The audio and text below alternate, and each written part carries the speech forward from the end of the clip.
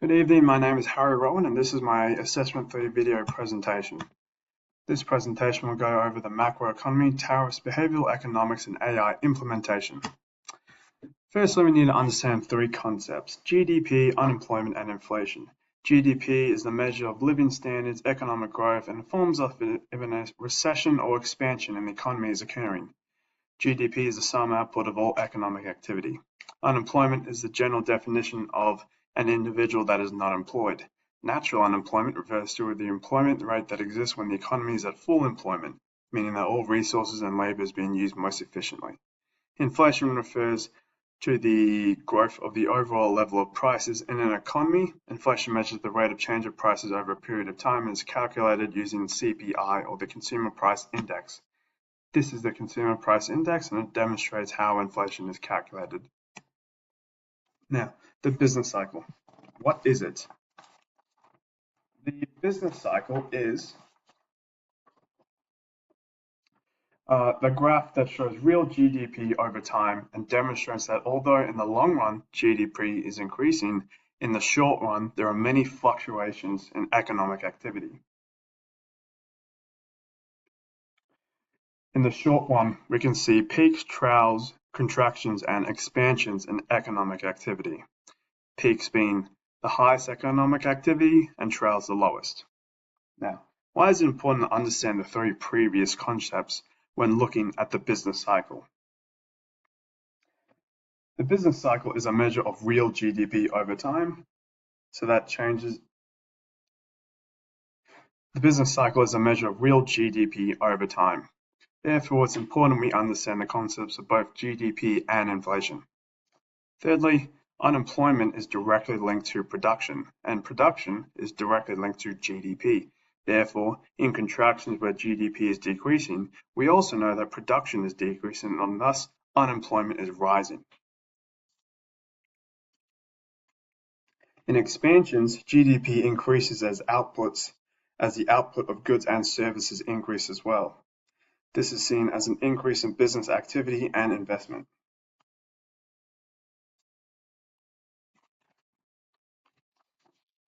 Now, how is this business cycle and macroeconomic concepts relevant to the Australian Department of Treasury?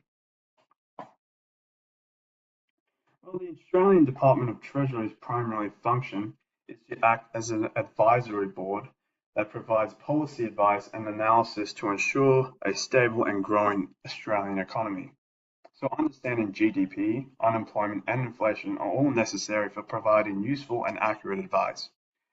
DOT is also responsible for fiscal policies, which involves using taxation and government spending to stimulate the economy, which is done by increasing aggregate demand, the total demand for goods and services. Therefore, if the business cycle is in contraction, it means that a recession is occurring, and so stimulating the economy can be very helpful.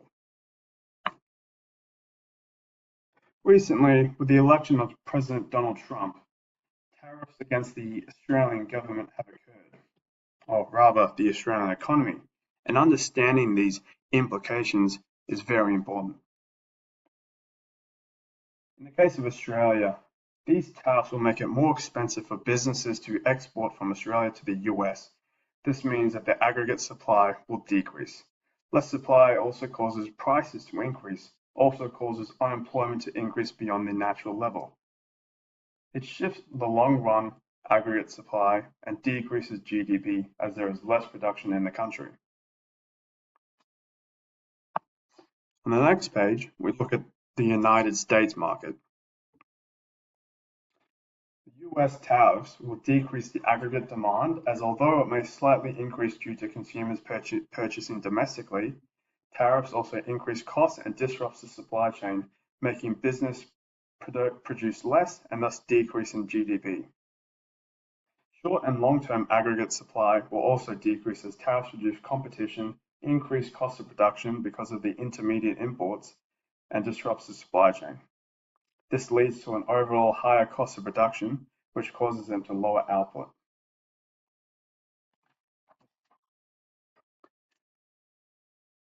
Now, while Donald Trump's tariffs are not directly impacting us, but also resulting in a trade war. And we need to understand that this trade war is going to have significant effects on the Australian economy.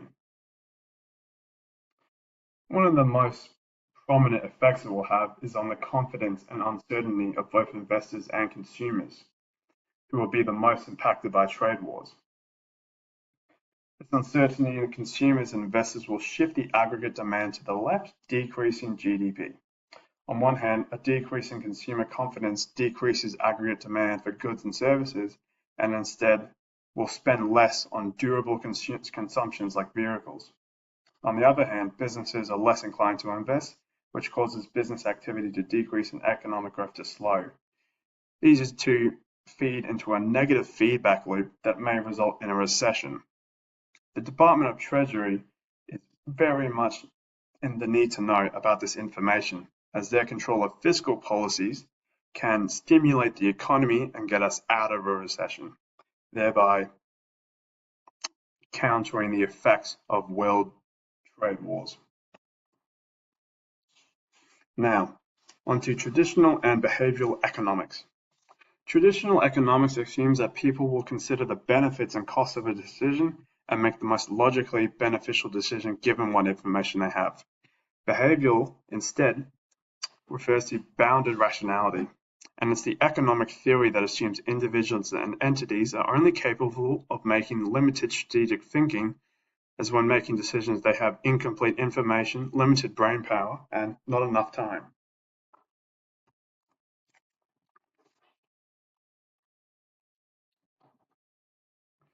Traditional economic theory assumes that individuals will make the best decisions given the information they have. And for food choice, we would assume that people would choose the long-term benefits of eating healthy rather than the short-term benefits of eating unhealthy foods. However, given the high rates of obesity that occur, it's clear that traditional economic theory doesn't explain this. Instead, we must use the behavioral economics. A core reason as to why people choose unhealthy foods over healthier is due to present bias, where individuals seek instant gratification over long-term benefits of healthy food. Another example is framing, whereby changing how they act and think based on their perspective, they make poor choices. Consider a person on a day-to-day basis who chooses to eat unhealthy foods because yesterday they ate a healthy food. AI has experienced rapid development, and its influence on the economy cannot be denied. Therefore, we must look at the two most heavily influenced concepts, which are the labour market and wage inequality. First of all, the unskilled labour market. A decrease in the demand for unskilled labour comes from a combination of new AI technologies and automation. The new technologies will remove jobs that involve repetitive and routine tasks, such as assembly line workers, administrative workers, warehouse workers, janitors, truck drivers, nurses, and etc.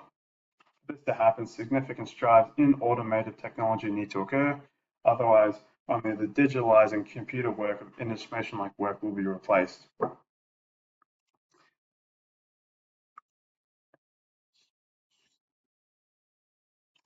For the skilled AI, implementation will increase both demand and supply for skilled labor. Demand will increase due to new job opportunities, and AI technologies such as AI specialists, automotive engineers, data analysts, and AI maintenance. AI will also enhance productivity by completing simple tasks, allowing skilled laborers to be more productive. More productivity means a higher marginal product of labor, which means although the demand